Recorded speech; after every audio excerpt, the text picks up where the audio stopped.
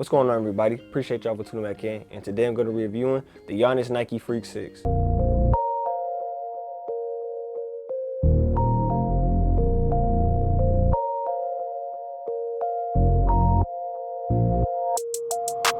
Phone started jumping, what it Starting us off talking about the sizing and the price. The sizing, I recommend that you guys go up a half a size. If you're a wide foot, I would tell you guys go up a half a size as well. If you guys do decide to go true to size, just note that your toe will be pretty much at the end of the shoe. Now note, there wasn't any pain or discomfort when I was playing with the shoe because I went true to size in these, so I didn't feel any pain or discomfort. If you guys want a little bit of extra toe room, I like a little bit of extra toe room, I would tell you guys go up a half a size. It does feel nice and snug around the foot, but again, it's mostly the toe area, just in case so you guys don't feel that type of discomfort. The pricing for the Freak 6 is going to be original price of $140, but these versions, the debut versions that came out, are going to be $150. And the reason why is because of the colorway is specific for his dad, because he loves roses and red. So that's why this colorway is going to be $150 versus the original colorways that are going to be $140. Moving on to the style of the Freak 6, and I'm going to give these an 8.5 out of 10.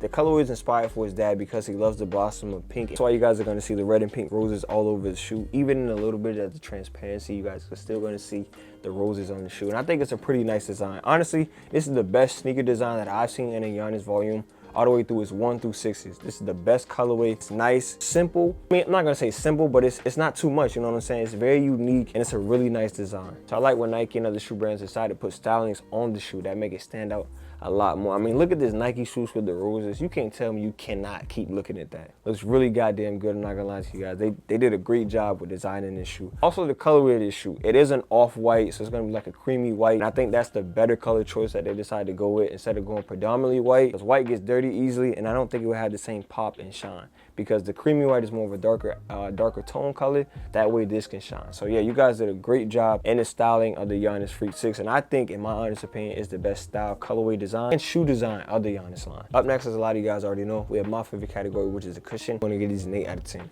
Inside this shoe, they use my favorite Nike cushion setup of all time, the Air Zoom. Inside, you guys are also gonna get a 4-foot Air Zoom unit, a cushion foam, and these shoes are going to be more towards court feel, just like the whole Giannis line. They're going to be more tailored towards the ground. One thing I always kind of wondered about some signature athletes like a D Rose, Giannis, a Zion shoe line, I wonder why their shoes are more tailored towards the court feel shoe. Obviously, D Roses aren't still being made or anything like that, but if they were, they probably might go like towards court feel. The Giannis shoes more court feel, the Zion. I'm thinking because these players predominantly attack the basket like at will, like 95% of the time they're attacking the basket.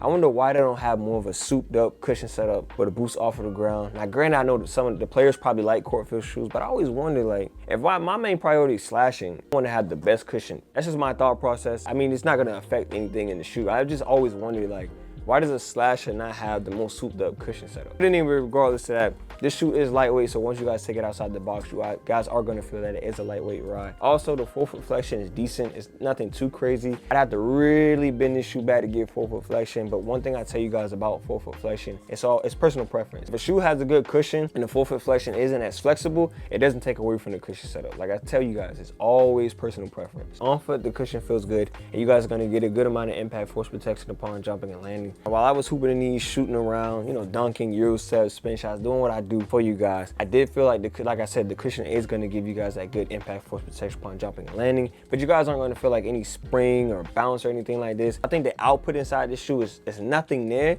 but I just think it's very solid for, like I mentioned, when you guys are coming down from the ground and jumping off of the ground. If some of you guys wanted to or had to take the shoe outside cushion wise, you guys are going to be able to do that. Mind you, it's not going to be the craziest thing on asphalt, but it is going to be very nice and durable and give you guys that good impact force. Some of you guys wanted to or had to, you could take this shoe outside cushion wise, because it is going to give you a good amount of impact force protection on asphalt. It's not going to give you the craziest impact force protection, but it's going to give you something good. So I feel like this shoe cushion wise fits many play styles. Slashers, defenders, post players, playmakers, scorers, shooters. I feel like this shoe has enough impact force protection to last you guys. Like I mentioned before, you guys aren't going to get any spring or boost or anything crazy in the output. It's just going to be a solid ride. So yeah, the Freak 6 cushion is definitely a solid one. Moving on to the traction of the Freak 6, and I'm going to give these an 8.5 out of 10. You guys are going to hear a really good amount of squeaking on these.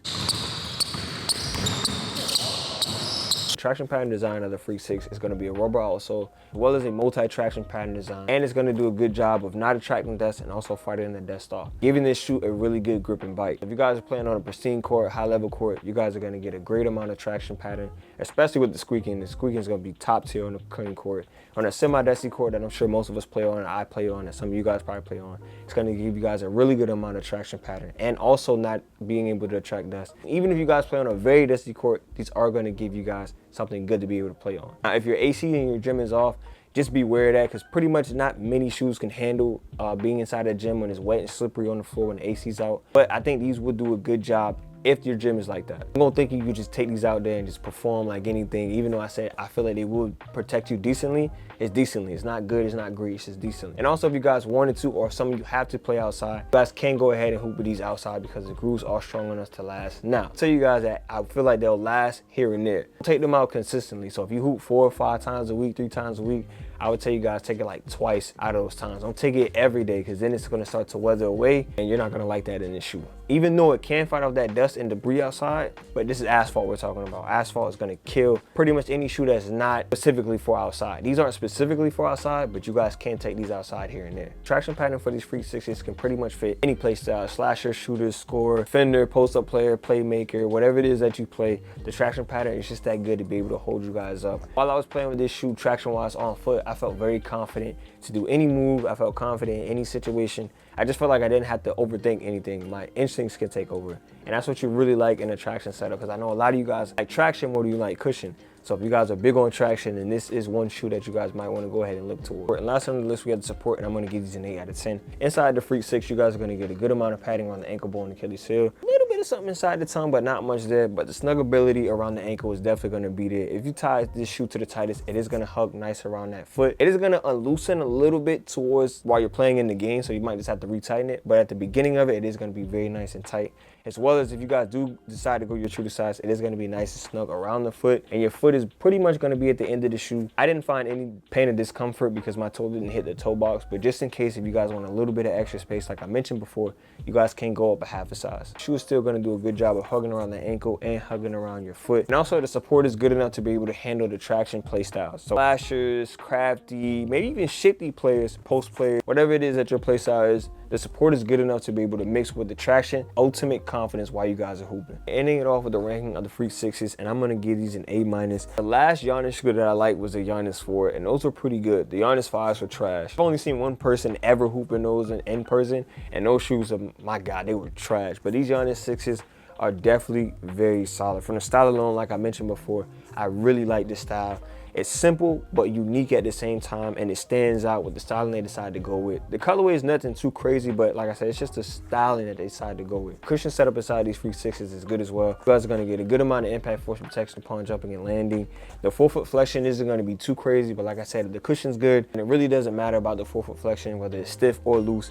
It has nothing to do with it. It's all personal preference. So these shoes are going to be more tailored towards court feel. So if you like court feel shoes, but like I said, giving you a good amount of impact force protection upon jumping and landing. I appreciate y'all for liking, subbing, tuning in, commenting, doing my community polls, following me on social media. I really appreciate everything you guys have done for me.